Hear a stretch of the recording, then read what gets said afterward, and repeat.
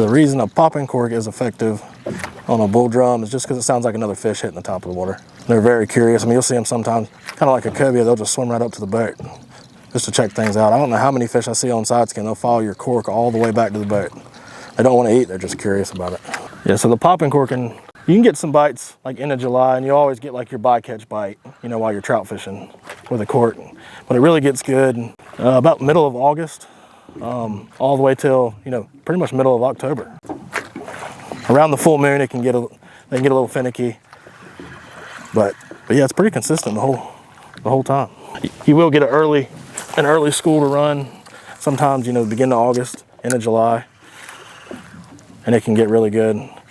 My favorite time to do it is like last week of September, first week of October. It seems like those fish are spawned out and they school up and feed real heavy right before they go back to the ocean. And it's a good time to catch big numbers.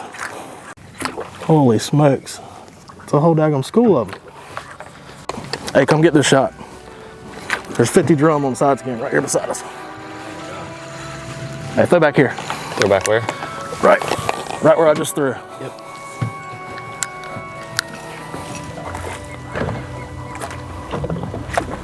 There we go. There he is. Pretty word.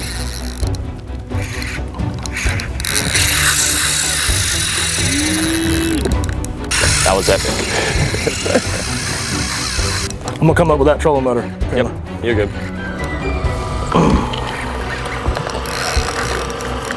Let me get the fish loser out of the way.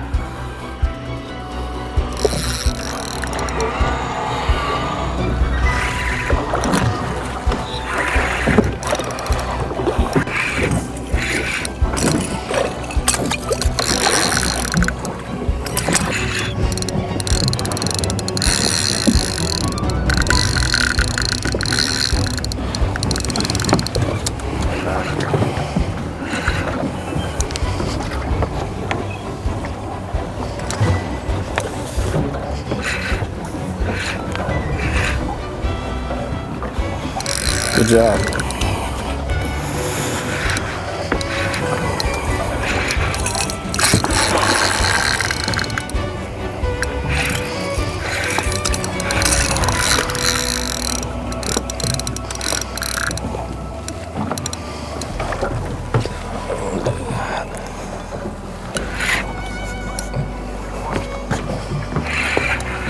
I might get, oh, my bad. Swim right to you. Very word.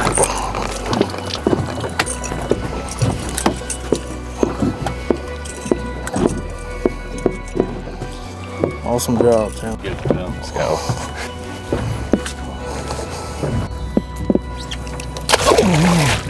That was not the prettiest. Yeah, when it comes to the cork, I prefer the blabbermouth. I think it's louder. I think it sounds more realistic. You know, kind of sounds like a fish feeding. The Four Horsemen's a great cork. I use those as well. In fact, I've got one tied on right now. I think when they get, you know, really heavy pressured with one style cork, you can switch your cork up and get a few more bites. I mean, when it comes to using them every day, especially in the rough water, it's hard to beat the blabbermouth.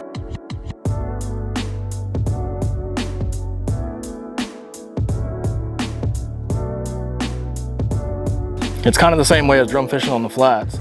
Somebody hooks up, you want to fire right where his cork's at. They're usually not by themselves, especially when you get into the later part of the season, like September, October. When I've caught these things all the way up to pretty much Halloween, I've caught them into November, but October can be one of your best months, especially for numbers, unless you get a hurricane or some crazy weather event. But it's a lot of water. There's a slick that just popped up, Chandler, at like 2 o'clock, kind of like 30 yards to the left of my cork.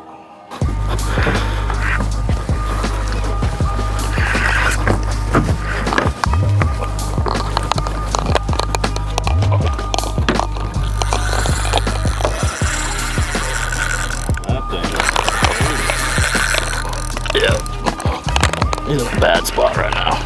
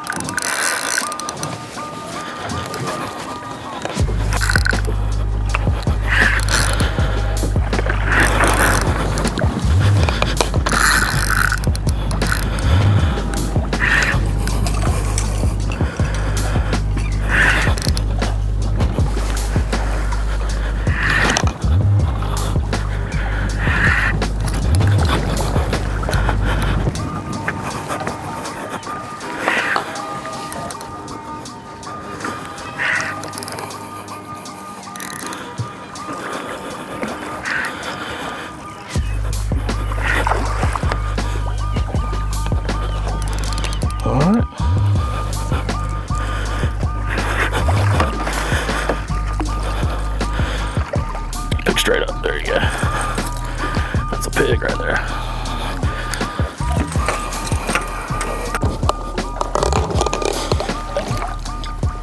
Yeah, he took me for a ride.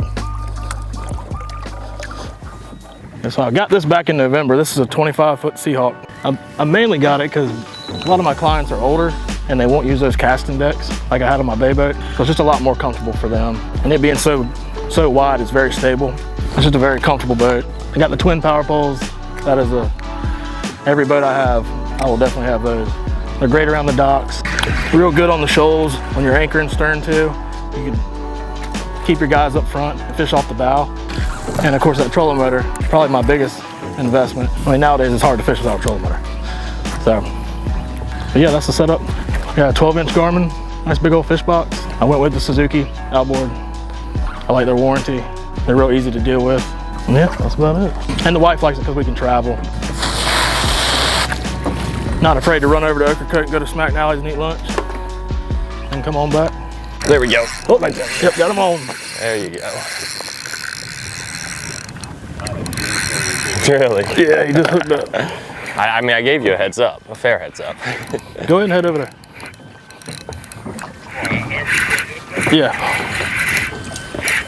Look at that line skating across the water. Okay.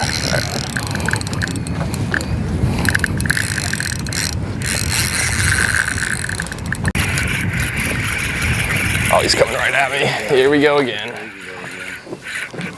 Yep.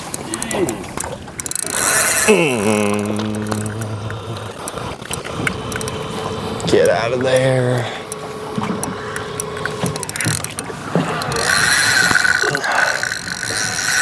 Oh.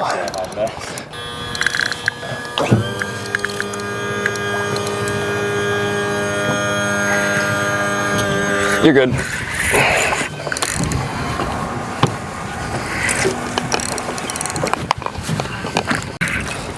You ready? You really don't know with them.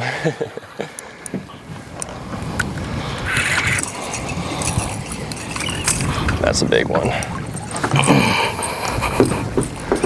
Oh, you got full spots too. Star of the show has arrived.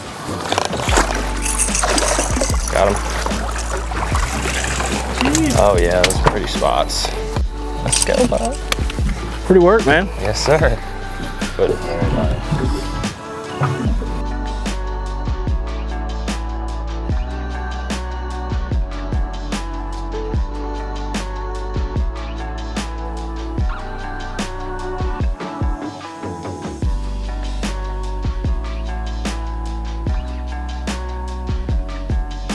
He did like he was supposed to, go away from the boat.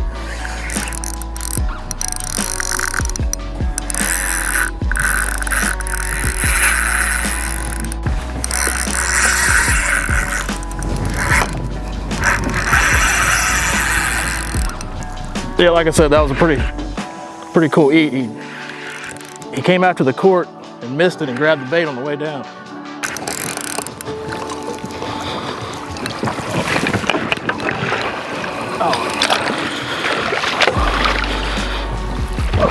Thick one. That's a big one. Heck yeah. Nice spot. Big old tail.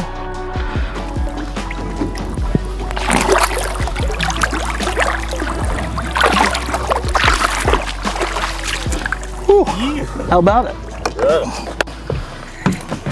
That's great to get on. Ooh, gosh. He followed our cork up. He's right beside the boat. Right to the right, he's right beside us.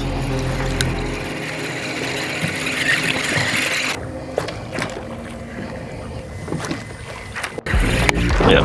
It's not a Oh, drone. we're hooked up again, so you need to come on. Oh, it might be actually. Yep. Yeah, it He's is. on right now. There we go. All right. Well, Bud said we were in a competition. You got me. I ain't got in the boat yet.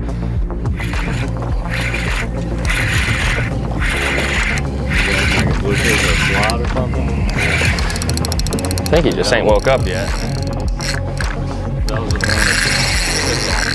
Yeah. I think he just thought he got a free shrimp. Just a couple strings attached.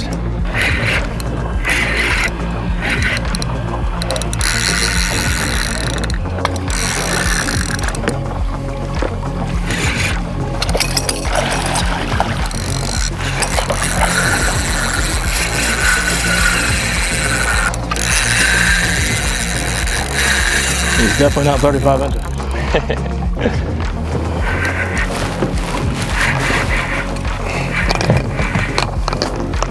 That is the biggest one yet, I said. Yeah, Chandler's just showing off now. I'm gonna swing his head right to you. That's a monster there. That's a Heck of a fish. what we're looking for. Ooh. Pretty, just one little spot. Yep, that's a 50 incher.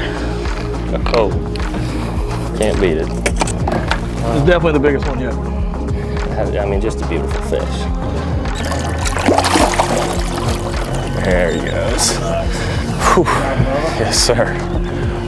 Nice work, Cap. Great work, Cap. It's almost like you know what you're doing. You wanna do it again? Oh, you know me. I'll do it all day. Look. Probably the wrong guy to ask you. That's her swimming away. Oh, that's awesome.